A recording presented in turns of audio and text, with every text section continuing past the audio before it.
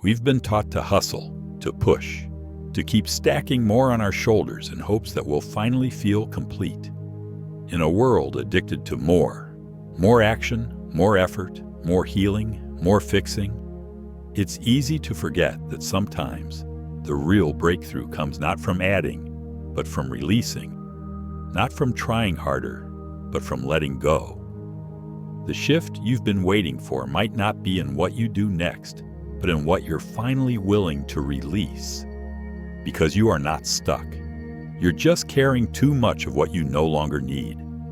Sometimes the heaviness you feel isn't because you're lazy or behind. It's because your spirit is weighed down by roles, beliefs, and old versions of yourself that no longer fit who you're becoming. Like a snake shedding its skin, you are not failing. You are outgrowing. And that's sacred. That's the quiet work the world rarely sees. The courageous act of choosing peace over performance, clarity over chaos, soul over ego.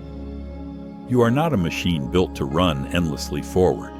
You are a soul, sensitive, ever-evolving, called to deepen, not just expand.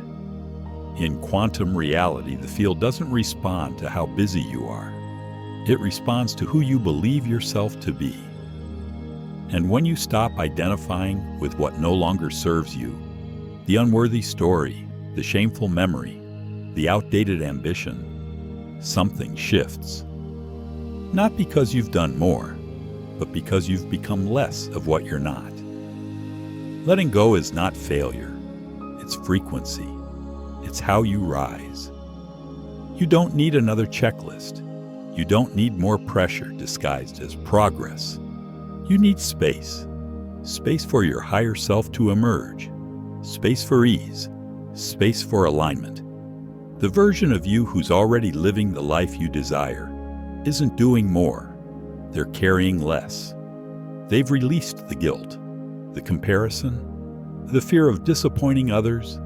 They've let go of the person they were told to be so they could return to who they actually are. Maybe your next level isn't a mountain to climb, but a weight to drop. Maybe it's not about pushing through, but softening into.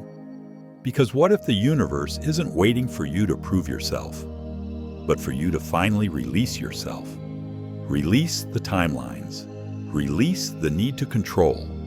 Release the idea that you have to fix it all before it gets good. And most of all, release the belief that peace must be earned. Peace is your home, and it welcomes you back the moment you put down what was never yours to carry. We are constantly fed the message that we must earn our transformation through struggle, that if we aren't progressing, we must not be working hard enough.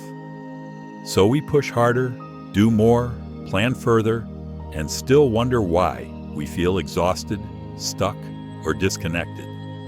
But what if the reason you haven't shifted isn't because you're not trying enough, but because you're trying too much to carry what no longer belongs to you? Growth is not always about adding more. It's about clearing the space for what's already waiting. Sometimes, the most powerful shift in your life doesn't come from what you force, but from what you finally release.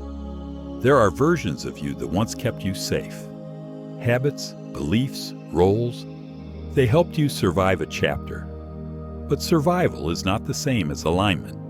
What once served you may now be silently suffocating your evolution. And it takes wisdom to recognize that, to stop clinging to what you've outgrown, to no longer define yourself by an outdated dream, an inherited fear, or a borrowed identity, to stop performing for love, success, and safety, and instead return to your truth, unclothed by expectations.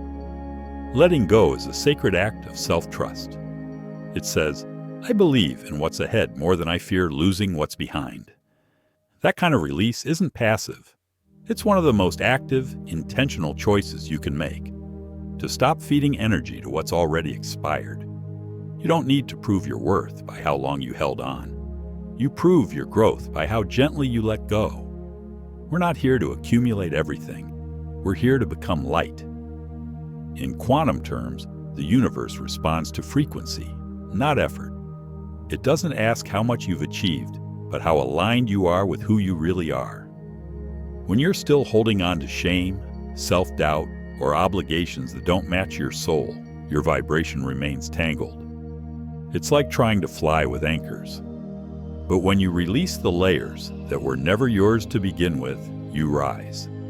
Not because you climbed harder, but because you finally stopped dragging weight.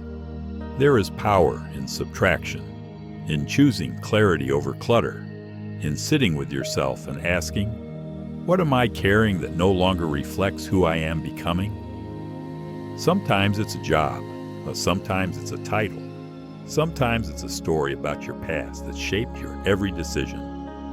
Sometimes it's simply the belief that you are only valuable if you're constantly doing. But you are not what you produce. You are not your performance. You are not the roles you've had to play to be loved or accepted. You are a soul, radiant, whole, and enough, even when you're doing nothing at all.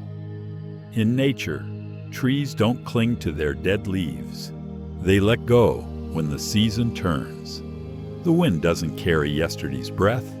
The sky doesn't mourn the clouds it just released. What if we could live like that, in flow, in faith, in rhythm?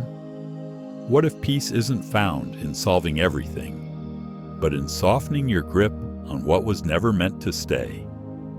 Letting go doesn't mean you failed. It means you're free. Free to redefine what success means to you. Free to move in alignment instead of fear. Free to be here, present, uncluttered, whole. So if you're tired, maybe it's not because you need to work harder. Maybe it's because your spirit is asking to release, to lighten, to trust, to breathe.